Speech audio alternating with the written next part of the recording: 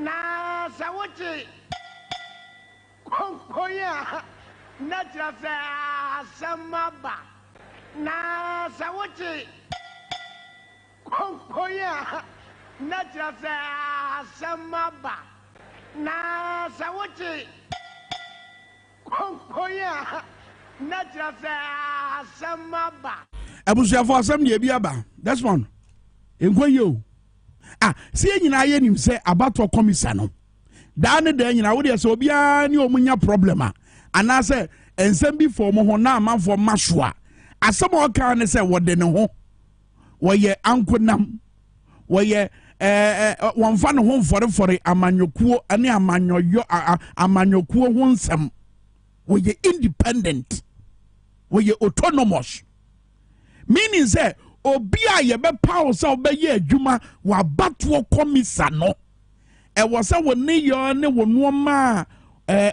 ma wo ye wo no e dan na di say wo ye independent na won fa ho enfore amanyokuo and abato komisa sa body no wo ye adwuma se de be ya Ghana for dodo na nsem o ma pede no e betima bam na ye de atikire man yi wa bato kwan so eti ya na mbrempi no akoye nipa dodo adwuma no mbrempi no ya na ni e wa bato komisa ene nia wogina ma ene nia wo ye so ene de na aba de aba ne se na no eye enkonya beda mpan e wa bato komisa board no so ena te se de ye constitution mamra no ye mra pon ne hye no ye mampanyi wa kwanya so obepaw empanifo amomo akosi empanifo a no maso ma homegye mfie eso a no moko anemu e wa bato komisa ho eti mampanyi na na do danko akufo do e pa empanifo miensa bi na wo pa wo mo na wo mu swai pe a mo ho nsem beto abonten no ena enkomo hya sese epie ba se sankofo ya mampanyi na na do danko akufo do apa wo mo yi wo mu ye MPP fo gofo ni nyina wo mu ye MPP fo enra Coalition of Domestic Election Observers wo mu na sabato okoso wo mamu ha wo mu di akire di o mani hwe na eno ma etosini eno ma ekoyie no wo mu di betodwa e ma mansa nyina ehunu se de yabato ho nsam esitie enra no mu di betodwa se wo mu so do asuko ayen hwehwemu akohwe sankofo ya ye mampanyi na na do danko akufo ado apa wo mu so mo nko abato komisa yakohwehwe machi no mo no akohwehwe machi no nyo omuhunu ne se wo mu mienu ye MPP for na yentie Dr. Kwadwo Asante a wo kodeyo a wo kase sabra ye kase yi ehwehwemu ni adansedie pi da di pefe se gidi amanfo wo abato komisa mu no ekofom pa na asase ekofom somewhere in 2004 basabra ye kase yi e wo fom pa tiewe. There's a list of institutions that respondents are asked to rate their trust in those institutions, and the EC is one of them. And you have to indicate whether you trust the institution a lot, you trust it somewhat, you don't trust it at all, and so on. So this ratings that you see is on people who are showing a strong preference, a strong trust for the EC. That is that they trust the EC a lot. And you can see that beginning from in 2004 when you had 48%, which is a very strong positive endorsement of the EC. Since then, those who are saying they trust the EC a lot has reduced all the way to 10%. So omoche abato komisa edie anen nam aduanan wo hanchiche mu aduanan wotwe no ese swatia ba wo hanchiche mu du na chese abato komisa no amanfo gidi ewo mu no ekofom pa badanura wo mo se ntwefo enhie mu omo ye no na bota aduato ene se empanifo ya nanado danko akufo ado epa wo mo so mo nko abato komisa no wo magorhwe machi na kodayo boss edit udwa se nia omuhunu fa wo mo ho a eche so mo ye MPP for no enie Laundry and constitutionally grounded revocation of these unfortunate and democratically problematic EC appointments by the President is extremely unlikely. However, nothing stops the affected appointees, namely Dr. Peter Piahini and Hajia Salima Ahmed Tijani, from voluntarily and honorably resigning from membership of the EC. This will be in the supreme interest of our country's continued democratic progress, election peace and credibility, and indeed the overall national interest. Kodeo's research established the political leanings of the two.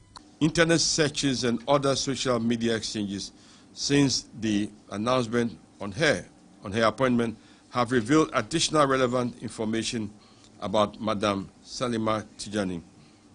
She is said to be married to one Sheikh T.B. Damba, a leading member of the NPP, who was formerly the second national vice chairman of the party and served as Ghana's ambassador to Saudi Arabia from 2017 to 2021.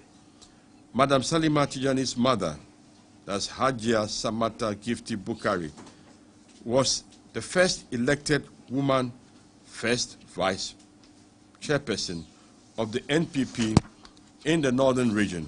Since the announcement of his appointment as a member of the EC, social media postings have revealed that Dr. Piahini is an activist of the New Patriotic Party in the Bono region. In one social media comment on January 2021 headed Dr. Piahini for Bono region, Dr. Piahini is featured on an NPP labeled flyer as one of the 6 prospects for the position of the Bono regional minister. That voluntary Dr. Piahini graduate na yabo pose wo ba be regional minister, Bono regional minister. Na man for frefre se nanado appointing no se won be Bono regional minister. Hajia Tijani nso na busuafo ni kunu enkofo mo fiafia bata no ho bibia da di pefe so mo ye MPP for etidie na kire se her immediate environment will not influence her thinking wabra wako abato komisa. No, a man for mo ye so politically exposed and I am mo mako abato komisa so mo koye dey eno na me tie Richard Ahiabre anu oka se entidi ayi so mo adwen ena omunim abato komisa adwuma no se de esitie enti wono wonim se wo se de omu se bu omu ho no wo mo kwa wo mo baye adwuma with their right conscience.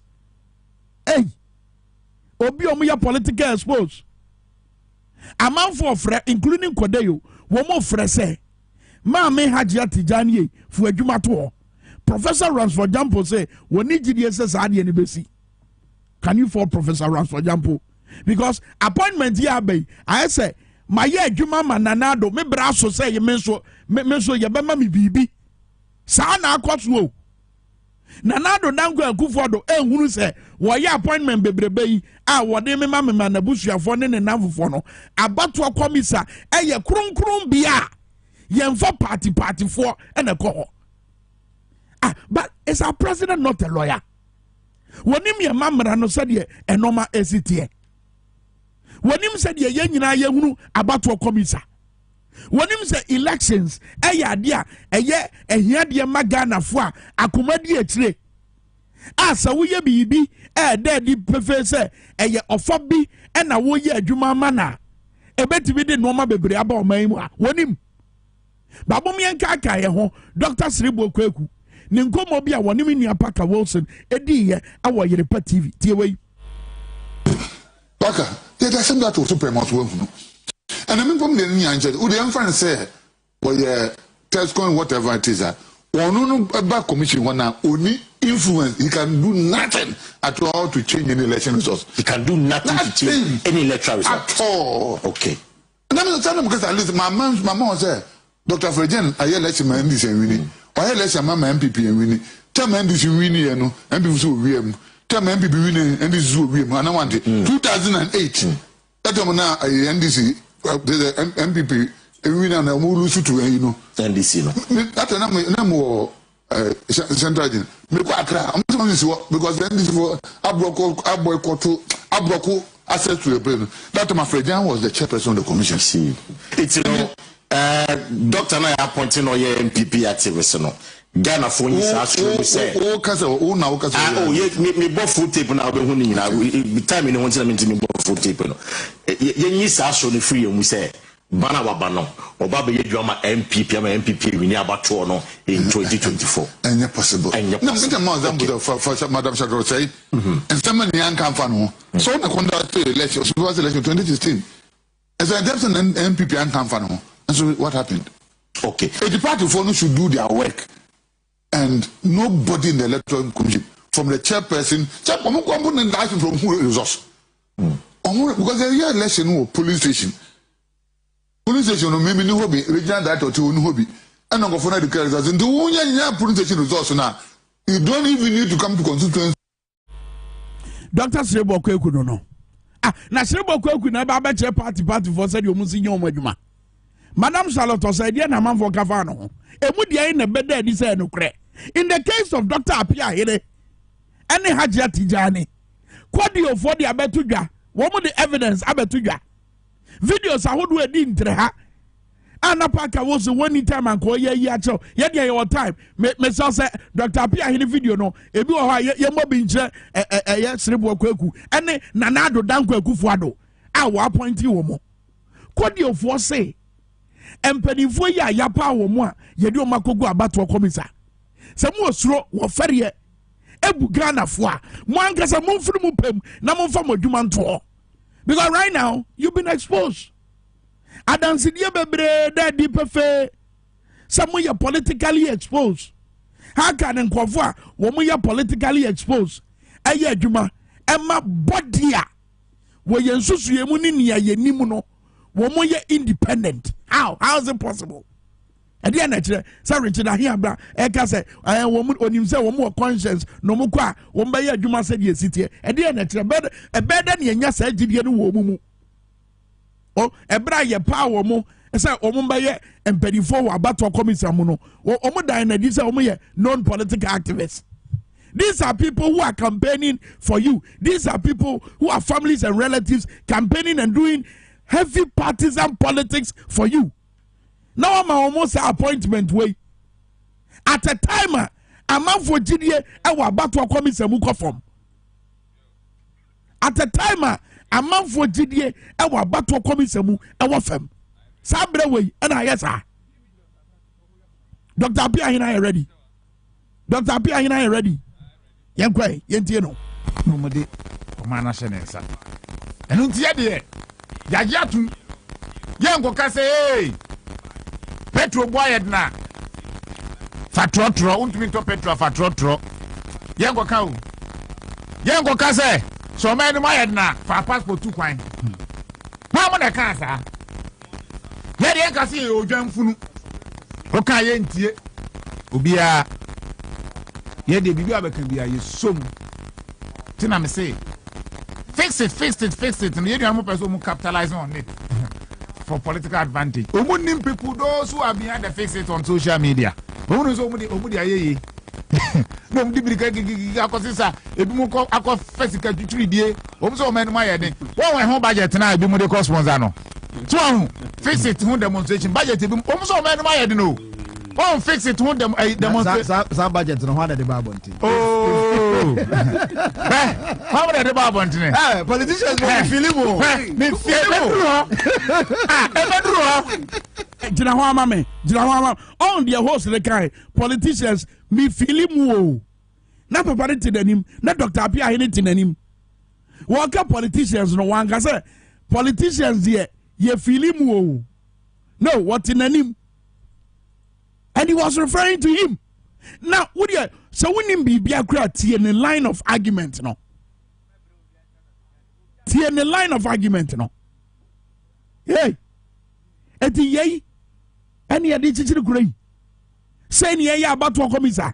No, yes, and here, a Reverend Fred Degbe, a brana, workers as say GDA wa abattoir commission no from based on Afro Barometer report abetodwa yen senti Reverend Fred Degbe wada kodi anim na workers asem no wo nsentwefo nchemu tie we.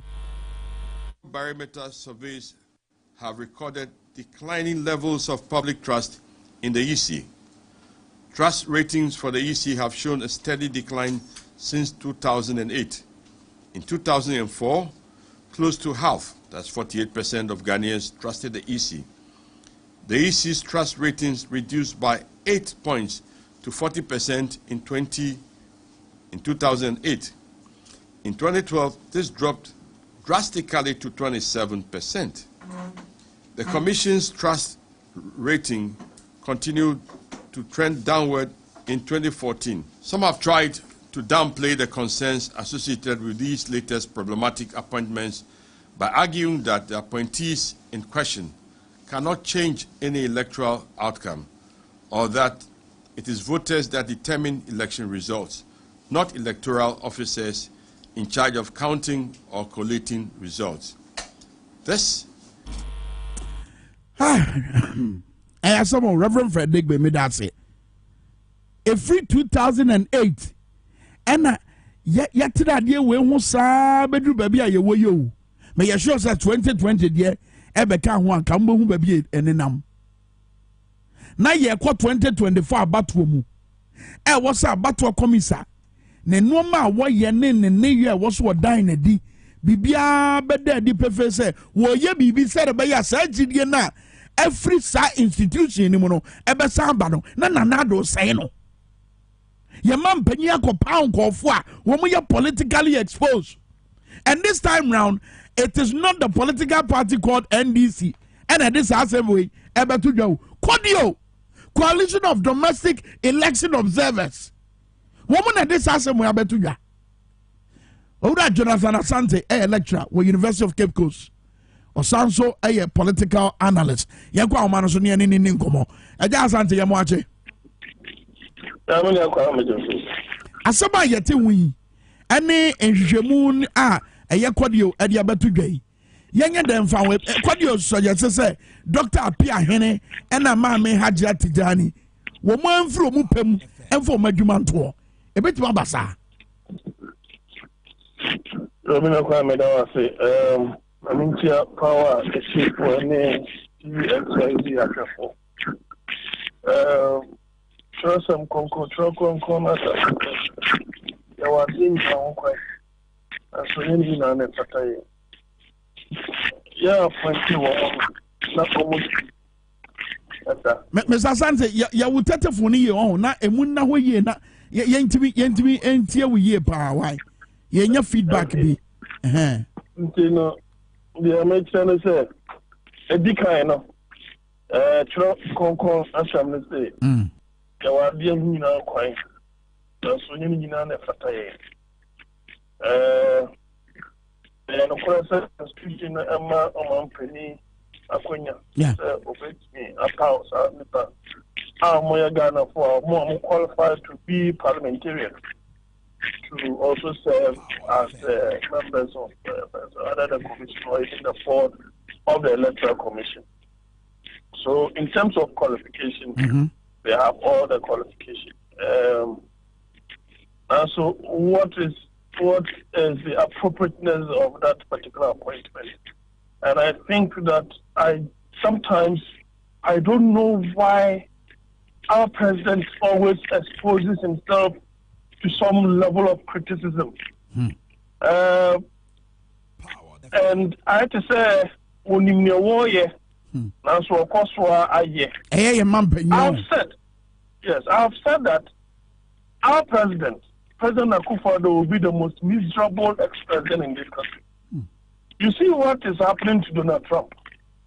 And I think that the president will go through a lot, irrespective of his age. He will go through a lot as an ex-president.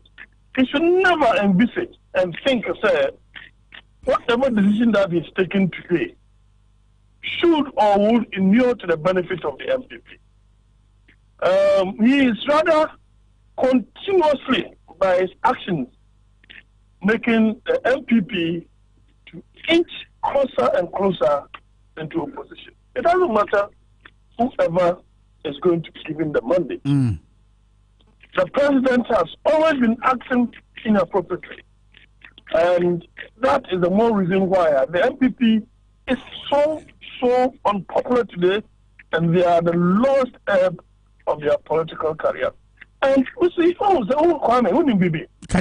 a president takes a decision, and it becomes so difficult for those who speak for the party and the government to find a reasonable means of rationalizing that particular decision on Premier take care. And it's difficult. If I were in government and a firm is saying I should be able to say what I have to say about this particular nomination and appointment, it will be very difficult for me, because in terms of reasonability and niveau, Richard Anyaba. That's right. The conversation be on a joy for a year. Or bread, so obetima rationalize. But what he said that even a Jema Kumaka trying to say, the president does this according to the Constitution in consultation with the Council of State. And he went ahead to say that the Council of State is made up of people of nobility. People of nobility, just say, yes. Our Council of State. And I'm saying, if the president did that in consultation with people, in the consultation with the Council of State, then we have the most useless Council of State in this country. If the president, remember, sir, Constitution said the president is not binded. Is not binded by the Council, the advices of the Council of State. But in the Richard Anyaba, the president had to one way in consultation with the Council of State. Don't also forget to say, many constitutional lawyers and CSOs have called for the abolition of the Council of State because of another bureaucracy in our constitution. That has been the call, and it appears when the commission, Justice Constitutional Review Commission, Jamafa Commission, they made mention of the Council of State and said Kebaya and Sa Council of State should be cancelled. So that call, came from Ghanaians when the commission sat and gathered the information about our 1993 Constitution. So that particular information is there. But in this particular appointment, if the Council of State, if indeed the president this particular appointment in consultation with the Council of State, and I'm repeating that, then we have the most useless Council of State in this country at the moment. But Shadio, Mamma Dr. Srebokwe Kumran Komonimo. Netie na sembi na argument be our ye about appointment I was say Bibia ni wa say omo beba be ye omo parties, even if it's true. Bibia ni wa omo beba be ye omo political party agenda. Akwansidie bi wo ho. Wo de yentie no na ye ni nkomo kaka. Srebokwe kunye. Paka, it doesn't that also promote work. And I mean, from the Niger, who the friend say, well, test going whatever it is.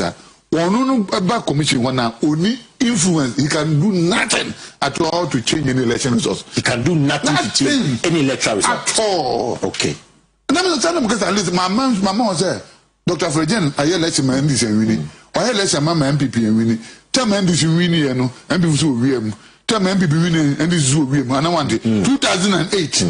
That time now NDC the MPP winning and we lose to NDC no. That central agent. Me ko akra. I'm saying this because then this for abroko access to the brain. That my friend Jan was the chairperson of the commission. See, it's Dr. Naya appointing on your MPP activists. No, Ghana for you say. Oh, yes, me both food tape now. Be huni na. Be time in the one time me both food tape. No, ye say show the free. We say. Bana wabano, Obabe Yama MPP, MPP, we near about no in 2024. And possible. And say, or say, and possible. You bet what you made. Miss Asante. Hello, Kwame. Srebo Quick was saying, yeah, possible. So, Beba, MPP agenda. Woman Fatum P was a Charlotte or say, Crabano. Now, man for was be fun. And so, what Shabat was so Emma MPP dim kunim. I will say a do a brabiness in Pinphobi engaging in some kind of rationalization. You are struggling.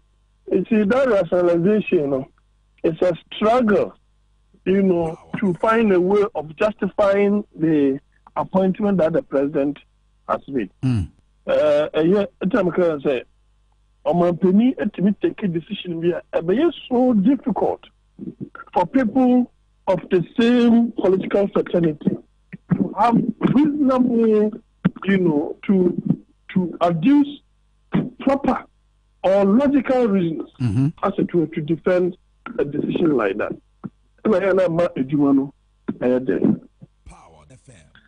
When they sit at a board, you see, elections and its conduct, it is not always at the polls. It's not always at the polls. The process leading to the polls in itself could inure to the disadvantage or advantage of one party or the other. The process, the administrative process, can lead to that. Before I talk about strategically, no one lose you. Strategically, no one lose you. When you have people of such caliber sitting at the board, how do you expect them to reason? To reason for the nation or the political party or the president that appointed them? Richard, I hear about you say, or more conscience, or more agony. It's a true one, won't apply one because I drink. And so, mama independent body. I am a question. They should have reasoned that way, or it's possible they can reason that way. That is, if you have a system that has been put in place and you have less opportunity to interfere. I don't think that is the case. I don't think that is the case in this country.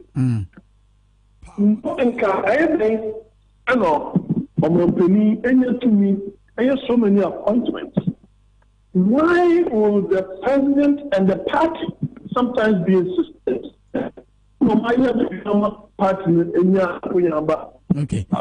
Okay. So they should be rewarded. Very well. Say Mr. Asante. It is a say bit my because so what you could for now when you're in this year when you coalition of domestic election observers what your ma was say said about ya anyen ye energy dia a call form wa battle commissar a bit me free one inti woman kasa Dr. Apia Hene any Hajia Tijani woman kasa free mupem no move for mejuman tour a bit babasa. Oh, why not? Why not? But Osha Nyamantunia, even before he gave them the investiture to go and work, it was already in the public domain that these are people who are politically and partisanly treated. We cannot accept them at that place. And I'm here analogy be said, the president is a phobian. I am a phobian myself. And the man is here no. Now, you mean said this referee is a known and ardent supporter of Kotoko. Now, GFA, so Omame referee our match now. Who is the president going to tell us? that person, that referee is going to use his conscience to referee that match? No. In the first place, administrative that the GFA will have to. Once that person is known to be an ardent supporter of Kotoko and as a referee, the profession as a referee does not detract him from refereeing that particular match. But the mere fact to say, Kotoko tainted in the mind and in the body, whichever decision that he takes, whether fairly or unfairly, will not be accepted by a House of Oak. Okay, very well. House of Oak will complain. Because what you're saying, because what you're saying, from the onset, I'm a letter commission, a year referee, neutral arbiter. You are destroying the spirit of that particular commission, and it is just unfortunate. Yes. Dr. Sebo, we know his political affiliation. We know that of Dr. Bosman. We know that of Obape Jimensa. But you see, when Jimensa was appointed, Okobo Shalato said, Shalato said, the Omuka fan will say she contested. It was not true. That's right. It has never. At the time, she was the boss of NCCE. And NCCE as a state institution, found political color and the cocoa head NCCE. And yes, the former way I appointed Dr. Farijan. But can you tell the political affiliation of Dr. Farijan? It is very difficult. It is not as if at any point in time, I know someone who is a friend who has never voted for the NDC nor the MPP. He will always vote for any of these peripheral parties. Why? Just because he doesn't have the belief in either the NDC or the MPP. And that is his style. When you have such a person, that person is of a neutral personality. Some of us felt that Dr. Bright Akwete should have been the electoral commissioner instead of Jim Mensah. But I am man, as I say, baby, I have bedroom. It's your bed. Yes, of course. It surprises me, sir. The political elite, the masses, yes, FBI commonly are there and training in or maybe the NDC in terms of leadership, they've not gotten it, they've not elected their flag bearer. Because by now, they should have been hitting the street with demonstration to draw the attention of both domestic and international community of a possibility and the process of the president to rig the next election for his candidate. Very well. Okay, Mr. Jonathan Asante, Medose, and they will be when you my ever said, ye, Nina Bessia, Cobasabre, de Mibe Mama, a ye Ghana for the Benum, as an yet Tonton Sansan at war. Way a bodia, Ebesha Batwasua, Yenino, Yaquatu. And look, and now press conference now, course one on Penny for Mokasayano. They are not politicians who, where coalition of domestic election observers. Wagana has here to a bar. Woman no mudi omani di echire. Fifi mudi emunsem ebetuja. Emye hunu said the abatwa wonsem no esi ko. Woman na di abetuja say, woman nanado danko Akufo-Addo Ghana mampanyi His Excellency. Epa woman nanse yen. Woman ye MPP for Dr. Apia Hene and a Hajia Tijani. No, Ghana for mu say. Edian ye beti my assembly, Edian ye beti my ya found, ye bet jamina kungo hosa. Already I catch you say free 2004 Sabesi Sabre, Gidia wa bato komisemu, a from Yaya day, Edia found. Numbers in ye 020-898-4166 and a 050-000-257. Hello, morning. Hello, Kwame. What for we didn't be free? Kwame, only have my Michael. You do not have any ideas, man. Michael, the aircraft when you are day. Kwame, only baby. Say, Nanado Peon. Oma, Nina Rebecca, and Koya Yisi boss. Na Oma Abato Ghana Abato in Yanko tour, Nima flat about Nanado ni bedroom. And to be Lusu election, Umitunya me. Say Nanado pair, Oma ni wife, Nigiri Rebecca, and Koya Yisi boss. na yɛnkɔ to aba no ɛwɔ nanado bedroom ɛwɔ nima plaza house no nanado ni bedroom with gronyami sɛ nanado wini election wei a me Michael Amesia no yɛbɛsi bia nsi wɔ me so Michael me that's ideas man no yɛnkɔ frɛ for so hello morning. Good morning, Wafakame. Dada George ni. Dada George ntio ye timunye. Wafakame na mpese mbisa ni se. Na NDC mu wo ne Salato se na Salato se no yeduma na NDC wo mu. Today nti no yi ni sure because Fribo ko to se wo an power wo ba wo me yeduma ma MPP no ba yeduma kronkron. Today nti no di Salato e fi wo. Se wo mu bu se Salato se na on support NDC npa. Saa no ka Ghana na say mama ponti NDC no dey kwatana ho nti Salato say dey ba yi no no NDC ni nti say Salato say bro ho no ye eduma me NDC but one day no do ma ba ne one day one eduma me MPP wo so that question na person bi say one day be eduma kronkron na Salato say dey no eduma na NDC and Salato say kuriya e dey won ba power na o mo tua to na ka say nanado so wutie dey ye go for so hello morning. Good morning. Mr. Bodina baby of free. The cassette Kumasi from Kwame. Kwam, yentie way, dear woman ye. The woman say, they say, Nanado no, they say, Atashi.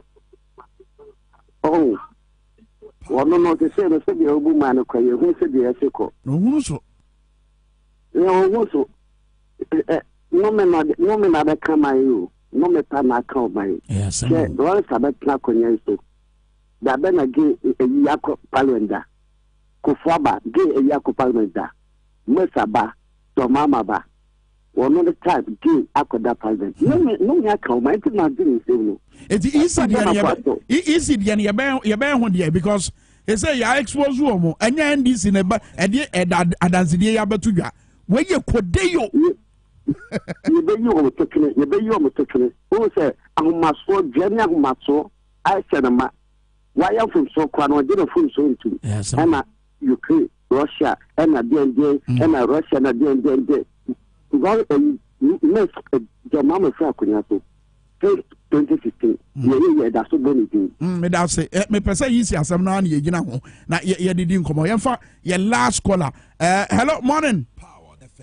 Good morning, sir. Ejabodina baby of free. But I say not and catch a free version of. At I end you. Pacho, we papa Kufado pa ye nim the pay we peer na dream better. Na fi asem we get them but the letter commission. Who's ready? Ah, na wo ko box ta ni mo. Kese nye and this very important na campo anka yenka. Company for we mu power the fair papa we kese yemfu agria ba papa ne tim anti yemma kese Ghana for yemma nimbre ya sorry a asemeda Ghana me da say for Dr. Happy I video no to so yem fampon we dey hwe say na wo si argument no mo a radio station ho say dey na ni koma yi ntintini na nani abre wototo ne nsa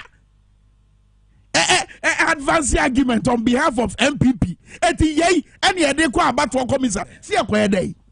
Eti we na Richard Ahiamba say wo ko easy ho na wo de na dwen ba ye adwuma na dwen ba da ho won ko ye adwuma ma MPP bia yei na eye sirebo kwa ku ka say okwa ede e wo easy ho. Say won ko ye adwuma ma MPP. Hwe the way wo advance argument. Look at the way wo ye passionate. I say ni bibi ebe hwe no se wankasa ama MPP se wotie nkomo na de wa no wodi ne na se amanfo asori a omoye fix the country was it go for bi ehihyo machi ene yetwetwe omuka ena omoye fix the country en woka de nsa akotene NDC for so hwe de wa no ye argument no wo de bra Facebook live TVSYZ Ghana hwe de way a papa nani abedie a wo ye argument. Yay, and I didn't quite easy. Independent body. What you know? Oh, now fix it, Sada Mono. Say, Yabaswa, Bubo won't lead us a dear anymore. What you say? Carlos no so fast no mo so aja ko shechire na. Aha. Omundim say. Me say fix it no. Fix it no. Me no fix it no. Omundim say they want omu be leverage on it to gain political advantage. Yeah. Massa, but I question mo so mo accept to say yes. Exactly. We are fixing it. Oh, me say. Say me and him so mo de be sa ade no. I didn't know be akoye budget to co-sponsors a demonstration. Fix it. What you say? In the DSA, Nanado. Ghana for GDO Papa Nimu. Sure. Say the Ghana for GDO Papa will be that. Now say research me.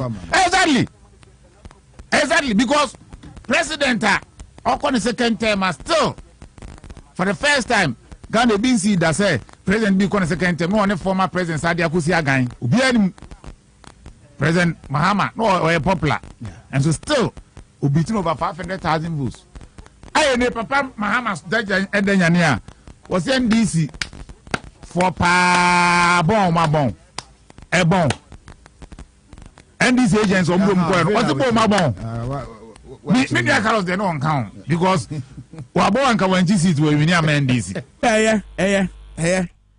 Nanado His Excellency in consultation with Council of State Council of State no so nyese nkwada na gu o empanifo o abenfo o empanifo yedwa to a omu o ana motena se na modwene ho na motu na nado danko agufo adofo se wo fa yei enko abato komisa so nko yeden obi a wogina radio so eka man wiase nyina ate se na nado ni subi mada ana wo so wanko referee Emma 2024 abatwo.